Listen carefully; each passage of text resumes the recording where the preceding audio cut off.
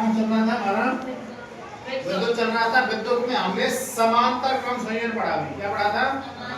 समांतर क्रम संयोजन तो हमने पढ़ लिया। समांतर क्रम संयोजन में हमारा R का मान कैसे निकालते थे? 1/r/क्यू बराबर क्या होता था? 1/r1 1/r2 1/r3 तीनों को जोड़ देते थे। लेकिन अगर आपको सवाल आ जाता, सवाल कैसे करोगे? तो सवाल कैसे आएगा वो देखो। प्रतिरोधकों R1 R2 R3 जिसके मान क्रम से पहले का दे रखा है 5 ओमेगा, दूसरे का 10 ओमेगा, तीसरे का 30 ओमेगा, जिन्हें समांतर क्रम संयोजन में क्या बोल रहे हैं? समांतर क्रम संयोजन में कितनी बैटरी ले रहे हैं? 12 वोल्ट। 12 वोल्ट की बैटरी से जोड़ा गया है। तो आपको 12 वोल्ट की बैटरी से जोड़ा गया है तो प्रत्येक प्रतिरोध में प्रवाहित विद्युत धारा यानी कि प्रत्येक R में पहला, दूसरा और तीसरा इन तीनों में अलग-अलग निकालना है। उसका मान I का मान किसका मान निकालना है? I का मान। दूसरा क्या? परिपथ में प्रवाहित कुल विद्युत धारा तीनों में जोड़ के कितनी विद्युत धारा है? तीसरा हमारा परिपथ में कुल प्रतिरोध ज्ञात करना है कि R का मान निकालना है। देखो आप मुझे बताइए इसका परिपथ चित्र बनाऊंगा तो हमारा जो वोल्ट मीटर है किसमें जुड़ता है? हमारा समांतर क्रम संयोजन में।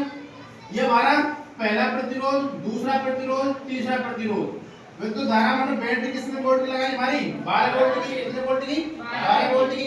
कुंजी लगा रखी है आपने। क्या लगा रखी है? कुंजी। और विद्युत धारा इस तरीके से बह रही है। तो सबसे पहले आप इसमें I का मान निकालो, फिर इसमें I का मान निकालो, फिर इसमें I का मान निकालो। तो देखो चित्र विद्युत उपकरणों का समांतर क्रम संयोजन।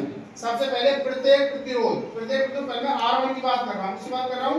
R1 में प्रवाहित विद्युत धारा। तो V बराबर किसको होता है? IR के। ओम का नियम पढ़ रखा आपने। तो I बराबर क्या हो जाएगा? V बटे में R। ठीक है सर। तो I1 बराबर क्या हो जाएगा? V बटे R1। और वोल्टेज आप क्या रहती है? समान रहती है। किसमें? हमारे समांतर क्रम संयोजन में। तो V बटे R1 बराबर कितना है? 12 बटे 5 और 5 को भाग 12 में कितनी बार जाएगा? मार दो 5 दूनी 10 बचे कितने हमारे? 2 पॉइंट लगा लिया। 4 पंजे 5 चौका 20 तो कितना आ गया? 2.4 एम्पियर। कितना आ गया? 2.4 एम्पियर। ये का मतलब एम्पियर है भाई।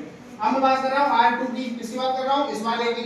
R2 में विद्युत धारा I2 बराबर कितनी हो जाएगी? V बटे में R2। तो V का मान आपको समान दे रखा है, वोल्टेज समान दे रखी है क्योंकि समांतर क्रम संयोजन है।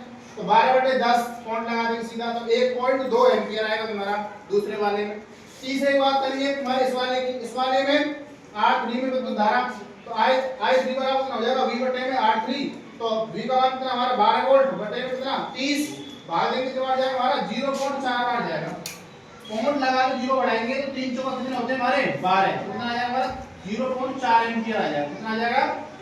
0.4 एम्पियर। अब मैं बात करता हूं कुल विद्युत धारा की। कुल विद्युत धारा की बात करूं तो I equal I1 plus I2 plus I3। पहले वाले में कितना था हमारा?